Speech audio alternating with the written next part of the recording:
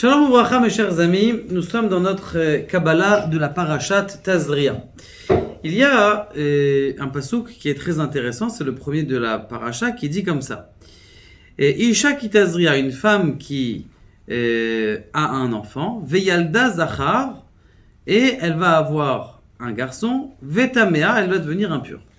La question qui se pose, peut-être que toutes les femmes elles se posent, comment ça se fait que une fois par mois, eh bien, j'ai du sang, j'ai des pertes, j'ai des règles. Comment ça se fait que, eh bien, il y a a priori cette malédiction qui est sur nous. Alors que l'homme, Baruch Hashem, il n'a pas de ce inyan là comme ça qu'une fois par mois il est indisposé. C'est la première question qu'il pose. La deuxième question qu'on va poser, pourquoi est-ce que Adam est constitué de la terre matérielle et non pas du Gan Eden? A priori, on a l'air de comprendre que Akadosh Baruch Hu, il a pris un peu de terre, de la terre de ce Olam Hazé, et pas de la terre du Gan Eden. Pourquoi c'est comme ça? Et la troisième question qu'on va poser, comment c'est possible que Adam, alors qu'il était la fabrication humaine, la fabrication de Dieu, c'était un Yetzir capable chez l'Akadosh Baruch Hu, c'est-à-dire une lumière extraordinaire qui jaillissait dans le monde, jusqu'à ce que même les anges, ils pensaient que c'était lui, Dieu, c'était le Adam Arishon. Comment est-ce qu'il a pu avoir un enfant qui est tueur? Alors que tout le but de la création, c'est la création, la procréation, le bon. Lui, qu'est-ce qu'il a fait, Caïn? Il a, comment on appelle ça? Il est arrivé à être un tueur. Eh bien, il faut comprendre une chose, tout simplement, c'est que Akadosh Baruch Hu, il avait un projet. Maintenant, ce projet-là, eh bien, c'était que le monde, au lieu qu'il y ait une faute, eh bien, il s'élève de plus en plus, de plus en plus, de plus en plus. Maintenant, ce qui se passe, c'est que Adam Arishon, il a décidé autrement. Il a dit non, moi, je préfère descendre en bas et être métaken et arranger ce qu'il y a vers le bas. Et donc, il a fait la faute. Et c'est la raison d'ailleurs, comme Dieu il a vu que Adam il avait fait la faute, il a dit je préfère construire son corps de la terre du Olam Hazé plutôt que de la construire du Olam Haba. Pourquoi? Parce que s'il avait une terre qui avait été faite du Gan Eden, Akadosh Baruch Hu, il aurait utilisé le corps pour fabriquer le corps de Adam Arishon avec la terre du Gan Eden, eh bien, il n'aurait jamais eu de kapara parce que tellement son corps il aurait été élevé que n'importe quelle petite faute, eh bien, elle est très grave. Comme par exemple, quelqu'un il rentre chez le ministre ou le président, d'accord, s'il se comporte mal, d'accord, je sais pas, il se comporte mal, eh bien, tout simplement, il va être tout de suite jeté du bureau. Alors que si quelqu'un il est chez lui à la maison et qu'il se comporte mal chez lui à la maison, bon, ça va, c'est moins grave, on va dire. Donc c'est pour ça que Dieu, il a préféré utiliser la terre de Adam, du Olam Hazé, de ce monde-là, pour lui enlever pour le créer. Maintenant, ce qui se passe, c'est comme ça. C'est qu'on sait très bien que après la faute, eh bien, il y a eu une emprise de 70 forces, de 70 princes. Cette emprise de 70 princes, elle est venue sur Adam Arishon et elle est venue à l'intérieur de Chava. C'est-à-dire, il y a plusieurs explications, elle est très complexe, la faute de Adam et de Chava.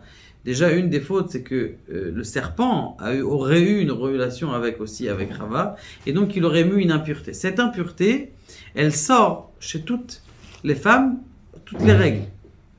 Elle sort chez toutes les femmes, chez toutes les règles, et qu'est-ce qui se passe, tout simplement? Eh bien, elle ne peut pas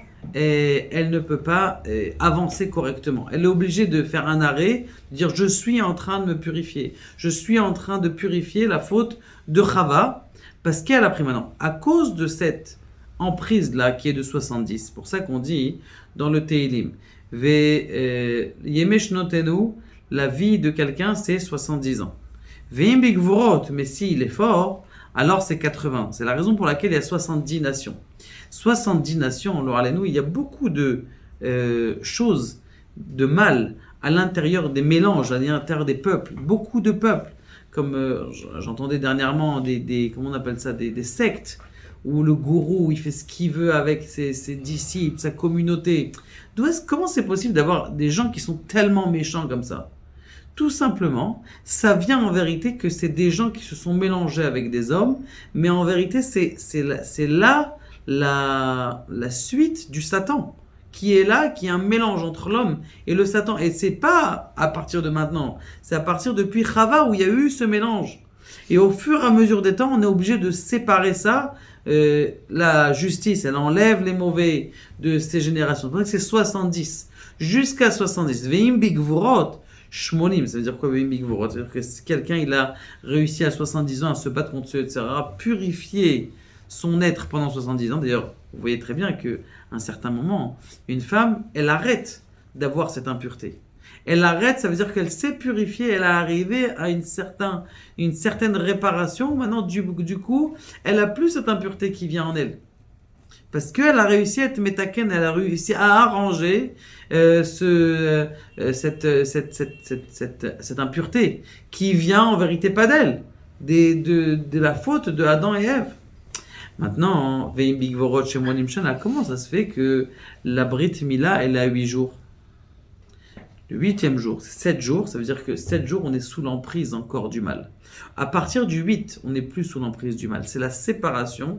Qu'est-ce qu'on fait dans la Brit Mila en vérité? On sépare le mal. On enlève cette peau-là, qui est en plus, qui est la représentation du mal, et on est complètement séparé du mal. Ça, c'est Shmonim. Ça, c'est le 80. Quand quelqu'un il arrive au 80, ça y est, il est sorti de la Xéra, de l'impureté, et Baruch Hashem, il peut arriver à des... Bien sûr, c'est quand il a réussi, il a essayé de se purifier pendant ses 70 ans. Mais si quelqu'un il a continué à s'impurifier encore, alors même à 80 ans, même à 90 ans, il peut être un homme catastrophique. Mais notre but, justement, à nous, c'est d'enlever cette impureté-là qui avait de la faute de Adam et de Chava. Une dernière chose, donc maintenant on comprend pourquoi est-ce que Caïn, justement, c'était un tueur, il est né tueur.